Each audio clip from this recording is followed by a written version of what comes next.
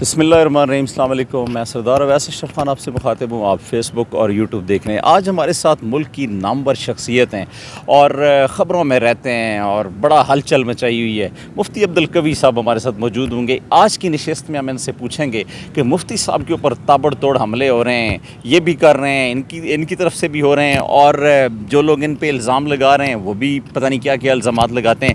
آج ہم اس نشست میں ان سے گفتگو کریں گے اور ان سے پوچھیں گے کہ مفتی صاحب کیا وجہ ہے، آج تو آپ ہمارے مہمان بھی بنے، سرینا میں آپ آئے، اسلام آباد میں، اسلام آباد کی فضا تو بہت اچھی ہے، اب پتہ نہیں ماحول جو ہے وہ آپ کے حق میں ہے یا نہیں ہے، کیا کہہ رہے ہیں؟ دیکھیں جی، بات یہ ہے کہ نہ میرے اوپر تابڑتوڑ حملے ہو رہے ہیں، کچھ لوگوں کی طرف سے کسی طرح کی گفتگو کا ہو جانا، یہ میرے خیال میں انسانی زندگی کا ایک حصہ ہے۔ الحمدللہ میں نے بڑی کھلی کتاب کی طرح زندگی اب تک گزاری ہے۔ آپ جیسے دوست احباب جو مجھ سے محبت کرتے ہیں وہ اسی وجہ سے کرتے ہیں کہ مفتی صاحب ایک جرأت کا نام ہے، مفتی صاحب ایک حقیقت کا نام ہے، مفتی صاحب ہر چیز اور ہر مسئلے کو بڑے کھلے اس کے ساتھ قرآن و سنت کی روشنی میں بیان کرتے ہیں۔ باقی حضور کی سیرت سے چونکہ میں ہمیشہ رہنمائی لیتا ہوں، تو غزوہ بدر ہے کہ وَلَقَدْ نَصَرَكُمُ اللَّهُ بِبَدْرٍ، تو پھر احد بھی ہے، وَمَا رَمَيْتَ إِذْ رَمَيْتَ حنین ہے، تو پھر وہ طائف والا واقعہ بھی ہے۔ تو بہرحال اس طرح کے جو 2 3 4 5 واقعات ہوئے ہیں، میں تو حقیقت پسند آدمی ہوں، تو یقیناً ہوئے ہیں۔ اس میں بھی یہ غلطی بھی اپنی تسلیم کرتا ہوں کہ کسی کو میں نے سرائکی سمجھ کے، کسی کو میں نے سید بادشاہ سمجھ کے، کسی کو میں نے دوسرے ایسے طبقے سے سمجھ کے جو طبقہ انتہائی جناب بیچارہ ہمارے معاشرے میں جو ہے بالکل بے وقار سا ہے، تو ان کو اہمیت دینے کے لیے اگر کچھ مجھ سے ہوئی ہے کہ میں ان سے اس طرح کا رویہ اختیار نہ کرتا، میں ڈرتا، کیونکہ یہاں پاکستان کے اندر اللہ معاف فرمائے کہ اگر کوئی آدمی کھلی زندگی گزارے تو بہرحال اس کی طرف میلی آنکھ اٹھتی بھی ہے، انگلی بھی اٹھتی ہے۔ تو لیکن اس کے باوجود ابھی میں بچوں کے ساتھ گیا ہوا تھا مری، تو میرا نواسا بڑا ہے ماشاءاللہ، 18 19 سال اس کی عمر ہے، تو وہ مجھے کہنے لگا کہ نانو، ہم یہ عثمانیہ کی سیڑھیوں سے لے کے جب آگے تک گئے ہیں تو 100 سے زیادہ لوگ تو ایک وقت میں 4 4 5 5 جناب لوگوں نے اٹھائے ہوئے موبائل فون اور آپ کی تصویریں لے رہے ہیں۔ پھر اس نے جو بڑی عجیب بات کی، کیونکہ بچے بڑی سادگی سے بات کرتے ہیں اور بڑی عمدہ، مجھے کہتا ہے نانو، پہلے محترمہ آپ کو دیکھ کے مسکراتی ہے، پھر وہ ساتھ والے اپنے خامند کو یا اپنے بھائی کو بتاتی ہے، پھر وہ مسکراتا ہے، پھر دونوں آپ کے پاس آ جاتے ہیں جیسے اب ہم مسکرا رہے ہیں، پھر ایک دائیں طرف کھڑا ہو جاتا ہے، ایک بائیں طرف، اور اس طرح چپک کے کھڑے ہو جاتے ہیں جتنے ہم نواسے آپ کے ساتھ چپک کے کھڑے نہیں ہوتے۔ بہرحال میں سمجھتا ہوں کہ یہ آپ کی جو سوشل میڈیا ہے، میں تو اس کا بڑا اس حوالے سے شکریہ ادا کرتا ہوں کہ آپ نے حقائق کو لوگوں کے سامنے رکھا ہے، اور میں اپنی عوام کا بھی شکریہ ادا کرتا ہوں کہ انہوں نے مجھ سے پیار کیا ہے۔ اچھا مفتی صاحب ایک بات یہ بتائیں، آپ خبروں کی زینت رہتے ہیں، مجھے یہ بتائیں کہ خواتین کے ساتھ ہی آپ کی ویڈیو آتی ہیں، آپ کے اوپر طنز و مزاح بھی بنایا گیا ہے، میڈیا میں تمسخر بھی کیا گیا ہے، آپ ایک دینی شخصیت ہیں اور آپ کا خواتین کے ساتھ خوب روح حسیناؤں کے ساتھ ان کے جھرمٹ میں رہنا اور ان کے ساتھ ویڈیوز لیک ہونا، یہ کوئی آپ کے اوپر ایک بہت بڑا سوالیہ نشان نہیں ہے آپ کے دینی عالم ہونے کے ناطے؟ نہیں، مجھے آپ بتائیں کہ کیا عالم اور مفتی کے لیے ضروری ہے کہ وہ خواتین کے ہاں بے قدر ہو؟ نہیں، مفتی تو عالم تو ہے، ان کی زیادہ قدر ہوتی ہے خواتین کے یہاں، لیکن چونکہ جو آپ کے سکینڈل جو بنے ہیں اس میں یہ بنے ہیں کہ آپ کے اخلاقیات سے ہٹ کے جو آپ کی ویڈیو وائرل ہوئی ہیں اور ایسی ہوئی ہیں کہ جس میں اب یوں کہہ لیں کہ اس کو فحاشی کے اوپر مبنی آپ قرار دے سکتے ہیں کہ جو ویڈیو اور جس طرح کے دعوے کیے گئے ہیں سوشل میڈیا پہ۔ دیکھیں جی، اگر خواتین کی ویڈیو وائرل ہوئی ہیں تو کیا خواجہ سرا والی وائرل نہیں ہوئی؟ نہیں، وہ بھی ہوئی ہے۔ اچھا، اسی طریقے پہ ایک محترمہ ہے چائنیز ہیں، کیا وہ وائرل نہیں ہوئی؟ اسی طریقے کے اوپر میں پچھلے دنوں لاہور میں تھا، تو ایک بچی جناب مجھے کہنے لگی جی میں آپ کے سرائکی علاقے کی ہوں، پھر سرائکی اس نے بولی، تو اس نے کہا کہ کوئی ایسا جملہ 1 2 آپ اپنے انٹرویو میں کہہ دیں، تو میں نے کہا حاضر۔ اب دیکھیں، ہم جو سرائکی لوگ ہیں نا، ہم دوسروں کا احترام کرنے والے، معاشرتی زندگی کے حوالے سے ہم بڑے بہترین لوگ ہوتے ہیں، دوسرے کا احترام کرتے ہیں۔ قندیل بلوچ کی بھی تو ہم نے اس لیے زیادہ احترام کیا کہ وہ کہنے لگے جی میں سرائکی ہوں، سرائکی میں گفتگو ہو رہی تھی۔ حریم شاہ صاحب کا بھی ہم نے حریم اور پھر سندل خٹک اور دیگر جتنی بھی ایسی خواتین جن کے اب ملینز میں فالورز ہیں اور سبسکرائبر ہیں، اور وہ جو ویڈیو میں جو بات کر رہی ہوتی ہیں وہ حقائق بھی لوگ اس لیے تسلیم کرتے ہیں کہ وہ کچھ ہی لمحے بعد جو ہی وہ آپ کے متعلق یا مولانا فضل الرحمان یا کسی اور کے متعلق جو بیانات دیتی ہیں یا الزامات لگاتی ہیں ان میں کچھ تو حقائق ہوتے ہیں، تو ویسے تو ہوا میں تو بات نہیں کرتی ہیں۔ دیکھیں مجھے یہ بتائیں، آپ بڑے دانا آدمی ہیں، ماشاءاللہ آپ کا ایک بہت بڑا نام ہے، جیسے آپ مجھ سے ملے تو میں نے فوراً فیصلہ کیا کہ آپ کو انٹرویو دینا چاہیے آپ کی شخصیت کے احترام میں۔ مولانا فضل الرحمان صاحب بھی پاکستان میں ہیں، مفتی عبدالقوی صاحب قبلہ بھی پاکستان میں ہیں، آپ کی دعوت پہ حریم شاہ کو بھی بلا لیتے ہیں، ایک چوک سے لے کے دوسرے چوک تک جاتے ہیں، دیکھ لیتے ہیں کہ لوگوں کا رویہ مولانا فضل الرحمان کے ساتھ کیسا ہے، حریم شاہ بیچاری کا انجام کیا ہوتا ہے، اور مفتی عبدالقوی صاحب کا جناب لوگ کس طرح احترام کرتے ہیں۔ دیکھیں آج کھلی زندگی ہے ہر آدمی کی۔ مفتی عبدالقوی سے لوگوں کا جو پیار ہے، میں سمجھتا ہوں کہ میری قوم سمجھتی ہے کہ مفتی صاحب کی سادگی سے فائدہ اٹھایا گیا، مفتی صاحب کے لیے مسائل پیدا کرنے کی ناکام کوشش کی گئی۔ میں دعوت دیتا ہوں آپ کے سامنے آپ کے پروگرام کے توسط سے کہ جناب مری آج کل اچھا موسم ہے، میں 6 دن رہا الحمدللہ، لوگ بڑے خوش ہیں۔ مفتی صاحب آپ جدھر جائیں موسم تو ادھر اچھا ہی ہوتا ہے نا جی، مری کی بات نہ کریں، جہاں پہ آپ جائیں سر موسم نہ کہیں، ماحول بھی کہیں، ماحول بھی اچھا بن جاتا ہے، شخصیات بھی کہیں، ارد گرد جناب سلبے بنانے والی خواتین و حضرات کا وہ تذکرہ بھی کریں۔ مفتی صاحب کو آپ اوپن رہنے دیں، ٹھیک ہے، تاکہ لوگوں کو پتہ چلے کہ 2023 میں بھی ایک ایسا مفتی خوش نصیب موجود تھا جس کا احترام خواتین کے دل میں تھا۔ میں بڑی بات نہیں کرتا، اور حقیقت کی بات یہی ہے کہ مجھے بہت سی خواتین نے کہا کہ جب چینل پہ ہم دیکھتے ہیں نا کہ جی فلاں صاحب آ گئے، وہ ہے بھی مفتی اعظم، 1 سیکنڈ بھی ہم ان کو نہیں دیکھتے، فوراً چینل تبدیل کر دیتے ہیں۔ فلاں مفتی اعظم صاحب آتے ہیں، ان کو دیکھتے ہیں تو 2 منٹ بھی دیکھنا مشکل ہو جائے، جیسے آپ آتے ہیں تو ہم فوراً رک جاتے ہیں۔ پھر ہم اپنی جناب جتنی سہیلیاں ہیں ان کو پیغام بھیجتے ہیں کہ جی فلاں چینل کے اوپر، اب تو میں چینلوں پہ کم آ رہا ہوں، جن دنوں میں بہت زیادہ آتا تھا، بھائی مفتی صاحب فلاں چینل پہ فوراً۔ دیکھیں بات یہ ہے کہ علماء کو بھی میں نے یہی بات کہی، اب آپ کے ساتھ ایک تعلق ہے تو اس وجہ سے میں مزاحن کر رہا ہوں۔ مولوی صاحبان کو میں نے کہا تمہارے جو سکنڈل آتے تھے وہ آتے تھے غیر فطری انداز میں۔ ایک مفتی عبدالقوی صاحب کی بلائیں کہ جب بھی کوئی سکنڈل آیا ہے، کوئی بات ہوئی ہے تو چلو کم از کم فطرت کے مطابق تو ہوئی ہے نا بات۔ خواتین کے دلوں کے اندر مفتی صاحب کا احترام ہے، وہ لوگوں کے سامنے آیا ہے، تو معنی یہ ہے کہ یہ میری شان نہیں۔ آپ مجھ سے پہلے بھی دیکھ لیں، جتنے اولیاء کاملین گزرے ہیں، جتنے اہل علم گزرے ہیں، ان کی خانقاہوں کی کیا کیفیت ہوتی تھی۔ حضور تشریف لاتے تھے، صحابہ عرض کرتے تھے حضور دعوت ہم نے دی ہے، آپ نے وقت یا بچوں کو دیا ہے یا خواتین کو دیا ہے۔ تو معنی یہ ہے کہ خواتین کو احترام دینا، بچوں کے ساتھ ایک پیار کا تعلق رکھنا، اپنے معاشرے کے اندر اپنا احترام پیدا کرنا، لوگ آپ کا احترام زیادہ سے زیادہ کریں، تو میں سمجھتا ہوں کہ اس سے بڑی نعمت نہیں ہو سکتی، اور وہ مجھے حاصل ہے۔ اچھا مفتی صاحب یہ بتائیں کہ آپ اس وقت کسی درس و تدریس کے ساتھ آپ منسلک ہیں یا آپ کو بزنس کرتے ہیں؟ مصروفیت کیا ہے آپ کی بیسک؟ ہاں شب بھائی بہت اچھا سوال ہے۔ بات یہ ہے کہ درس و تدریس کا ایک سلسلہ میرا تھا، تو میں نے 3 طرح کی اپنی زندگی میں تبدیلی پیدا کی۔ قاضی کورس کی برکت سے جب مدینہ یونیورسٹی سے میں آیا تو میں نے دارالافتاء کی بجائے اسلامی عدالت انصاف، الحمدللہ صرف ملتان کی بات نہیں ہے، پورے پاکستان کے اندر اب دارالافتاء سے اتنے فتاویٰ اور اتنے جناب فیصلے قضاء کی بنیاد پہ صادر نہیں ہوتے جتنے الحمدللہ۔ اب میں 2 دن سے ادھر ہوں، میرے خیال میں 3 فیصلے واٹس ایپ کے ذریعے بیانات سننے کے بعد میں نے جناب ان لوگوں کے فیصلے کر کے ان کے گھروں کو آباد کیا ہے۔ اس کی برکت سے آج کل میں ہوں تصنیف و تعلیم میں۔ میرا ایک رسالہ آیا ہے الحمدللہ دارالعلوم دیوبند تک، اور ہندوستان کے مختلف مراکز تک جب پہنچا تو ان میں سے بہت سارے جو اہل فتویٰ تھے انہوں نے مجھے سلام پیش کیا کہ مفتی صاحب آپ اتنا بڑا کام کر کے جا رہے ہیں، کیا کہ کیفیات جن میں طلاق واقع نہیں ہوتی۔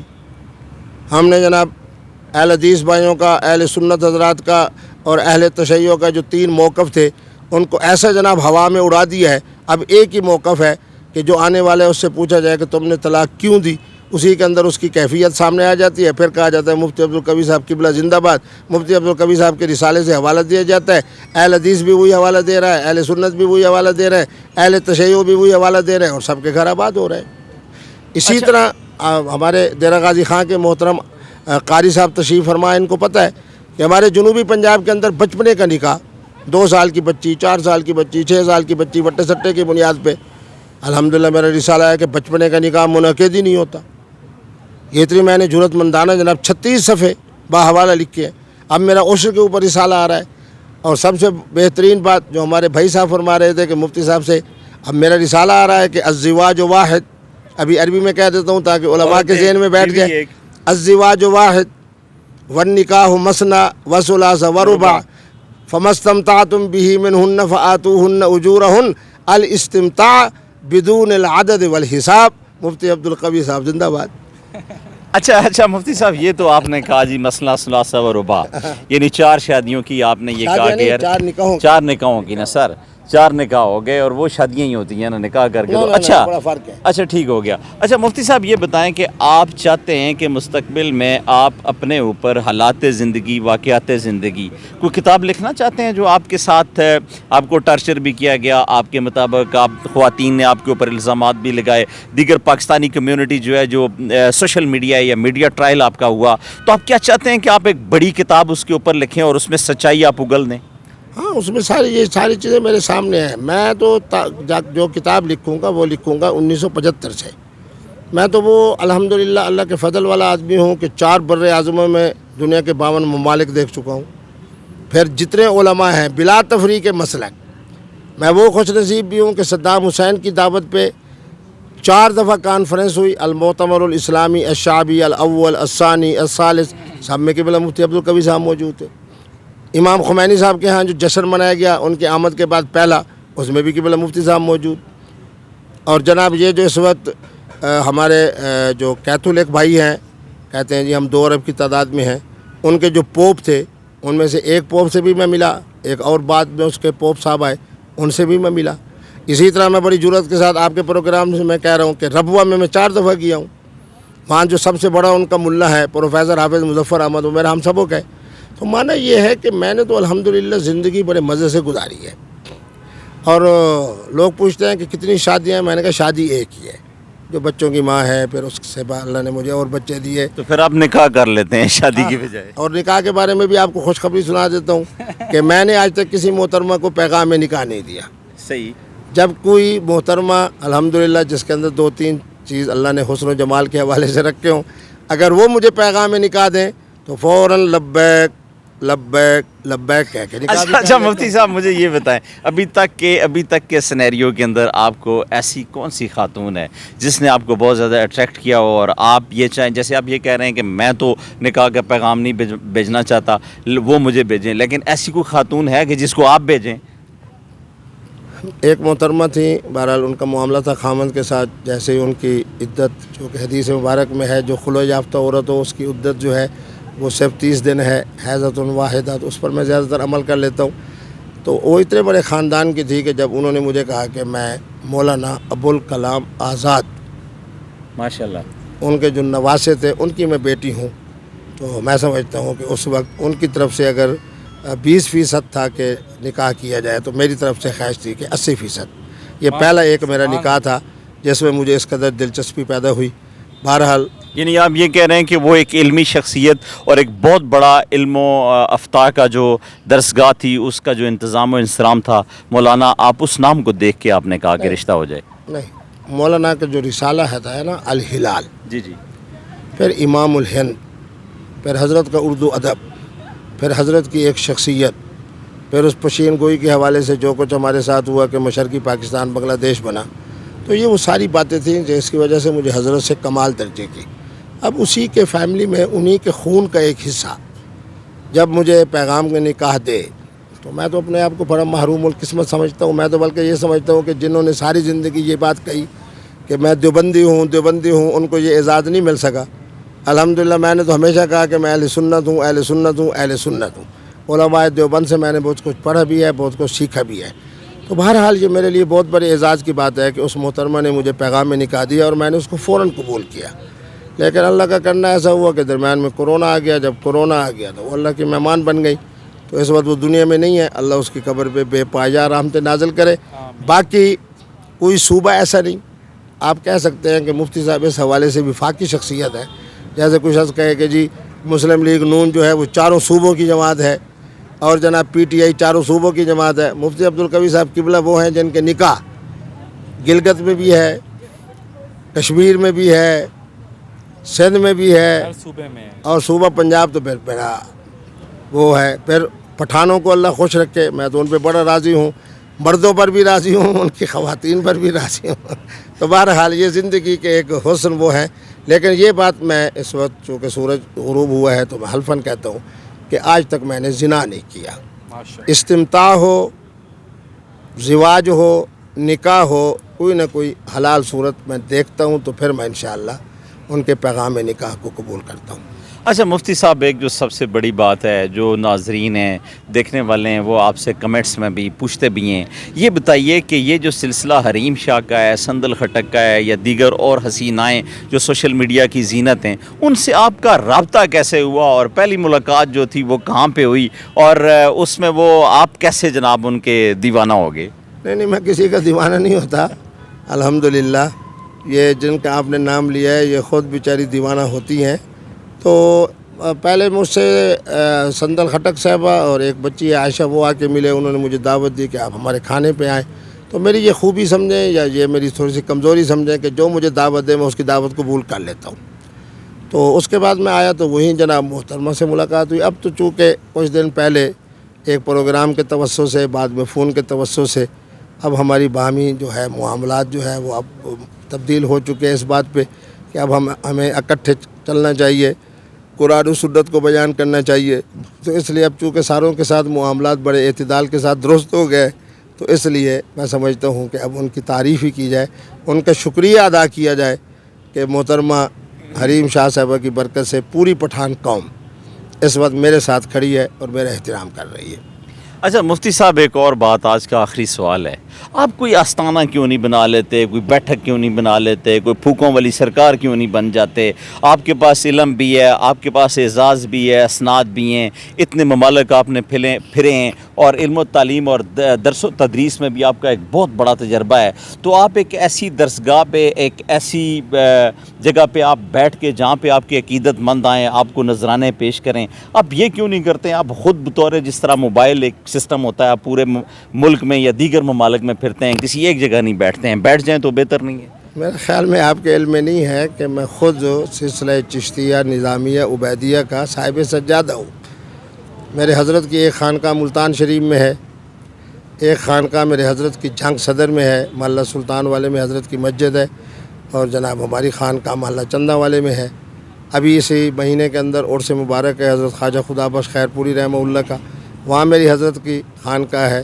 میں خود صاحب سجادہ ہوں, لیکن چونکہ میرا بزرگ, میرے خاندان کے عظیم لوگ سب صاحب علم تھے, اس لیے ہمارے ہاں وہ معاملات نہیں کہ دے جا رہا ہے خدا, اس طرح کا معاملہ ہو. پچھلے دنوں پیر صاحب گولہ شریف تشریف لے کر آئے, انہوں نے مجھے دعوت دی, 2 دن پہلے میں ان کے پاس تھا. تو بہرحال جس آدمی کے پاس الحمدللہ علم ہو, تقوی ہو, خداداد صلاحیتیں ہوں, تو وہ اس بات کی طرف نہیں جاتا کہ جناب اپنا مریدین کی طرف بگاہ کرے, ان کے پیسوں کی طرف, ان کے نذرانہ کی طرف, اس طرف جائے. وگرنہ الحمدللہ خانقاہیت کے حوالے سے, بلکہ آپ کے پروگرام کے توسط سے اس دن مجھے میرا اپنا ایک بچہ ہے فیض مصطفیٰ, وہ بتا رہا تھا کہ صرف پچھلے 3 سالوں کے اندر 1000 سے زیادہ لوگ ہیں جنہوں نے میرے ہاتھ پہ اسلام قبول کیا ہے, جس میں لاہوری گروپ بھی تھا, جس میں ہندو مت کے لوگ بھی تھے, زیادہ تر ان میں کرسچن کمیونٹی کے لوگ تھے. تو بہرحال یہ ہمارا معاملہ اللہ کے ساتھ ہے, اللہ ہی اسے قبول فرمائے. اچھا مفتی صاحب, آخری بات, ملک جو ہے وہ عدم استحکام کا شکار ہے, اسٹیبلشمنٹ اور سیاسی جماعتیں جو ہیں ان کے اندر ایک بڑی کھینچا تانی لگی ہوئی ہے. آپ کیا سمجھتے ہیں کہ سابق وزیر اعظم عمران خان جو ہیں وہ کبھی اقتدار میں آ سکتے ہیں؟ آپ کی کوئی پیشین گوئی ہے, کوئی اب اپنی علمی روشنی کے سلسلے میں اگر ہمیں آگاہ کریں اور ہمارے ناظرین کو یہ بتائیں کہ کیا عمران خان کا سورج غروب ہو چکا ہے, یا طلوع ہونے والا ہے, یا ایک دفعہ پھر وہ ہیرو بن کے آئے گا, یا کچھ اس کے لیے چانسز ہیں یا نہیں ہیں؟ دیکھیں جی, بات یہ ہے کہ ہم نے تو شعور سنبھالا. ایوب خان جا رہے تھے, اس کے بعد یحییٰ خان صاحب آ رہے تھے, پھر اس کے بعد ہم نے شعور سنبھالا. ذوالفقار علی بھٹو کو اپنی آنکھوں سے دیکھا کہ ایک دن کے اندر 18 جلسے, پھر ان کا آنا بھی ہم نے دیکھا, پھر ان کا جانا اور سولی چڑھنا بھی ہم نے دیکھا. اسی طرح سپاہ والے حضرات, ان کے میں سپریم کونسل کا ممبر رہا, سپاہی صاحبہ کو میں نے یوں جاتے ہوئے بھی دیکھا, پھر یوں آتے ہوئے بھی دیکھا کہ بیچارے मौलाना हक नवाज जंगवी के बेटे की लाश जो है वो कराची से बरामद हुई और बोरी के अंदर बंद थी। फिर इसी तरीके पे हमने अल्ताफ़ हुसैन साहब को देखा अपनी आंखों से कि कैसे उनको जनाब मुर्शिद व पीर बनाया गया, फिर किस तरह उन्हें जनाब कैसे मशरूब मगरब की बरकत से उन बेचारों को दिखाया गया कि वो बिल्कुल अक़ल से भी फ़ारिग हैं और हर चीज़ से फ़ारिग हैं। मोहतरम इमरान ख़ान साहब को जब लाया जा रहा था तो उनसे मेरी आखिरी मुलाकात उनके वज़ीर आज़म बनने से 13 दिन पहले है। देख मैं रहा था, उनकी गुफ्तगू भी सुन रहा था। मुझे कहा गया जी मुबारक हो मुफ्ती साहब के आपको बहुत ज़्यादा एहतराम दिया है इमरान ख़ान साहब ने। 23 मिनट आपकी बात सुनी है। आपने हज़रत सैयदना उमर इब्न अब्दुल अज़ीज़ का उनको खुतबा बताया है, रिफ़ाह का मफ़हूम बताया है, मदीने जैसी रियासत कहा कि अब ये कहें। मैंने कहा इन्ना लिल्लाह, तो उन्होंने कहा वो नईमुल हक साहब मरहूम और बाकी साथी कहने लगे वजह अब आप तो जनाब जब मुशीर होंगे मजहबी अमूर के या इस्लामी नज़रियाती। मैंने कहा कि खान की हुकूमत होगी तो मेरे पास ये 2 ओहदे आएंगे। तो उन्होंने कहा कि खान साहब की तो हुकूमत आ रही है। मैंने कहा ये 3 जुमले आपने सुने? उसने कहा। मैंने कहा इन 3 जुमलों के बाद क्या कोई दाना आदमी ये फैसला कर सकता है कि आने वाली हुकूमत इमरान खान की होगी? बड़ी जुर्रत के साथ मैंने कहा ना पाकिस्तान तहरीक इंसाफ के मंसूर की हुकूमत होगी, न इमरान खान के अब तक का जो विज़न है और उनकी जो गुफ्तगू है, उनकी जो तकारीर है, उनकी हुकूमत होगी, न पाकिस्तान तहरीक इंसान से वाबस्ता जो लोग हैं जियाले नज़रियाती, न उनकी हुकूमत होगी, न इमरान खान की हुकूमत होगी, न क़िबला मुफ्ती अब्दुल कबीर साहब की हुकूमत होगी। अब खान साहब वही कुछ फरमा रहे हैं 3 साल 8 महीने के बाद मुशाहदे के बाद कि बिल्कुल जनाब मेरी हुकूमत नहीं थी। तो अब आइंदा के लिए सिवाय इस बात के कि खैबर पख्तूनख्वा में पाकिस्तान तहरीक इंसाफ की हुकूमत यकीनन बनेगी, लेकिन अब इस जन्म के अंदर मोहतरम इमरान ख़ान साहब का एज़ ए वज़ीर आज़म दोबारा आना नामुमकिन भी है, महाल भी है। पाकिस्तान के साबिक़ा हालात के तनाज़ुर में इन्ना लिल्लाहि व इन्ना इलैहि राजिऊन। जी हाँ, हमारे साथ मुफ्ती अब्दुल कबीर साहब मौजूद थे और वो अपने वाले से भी बात कर रहे थे। अब तक के लिए इतना ही, मिलते हैं अगले व्लॉग।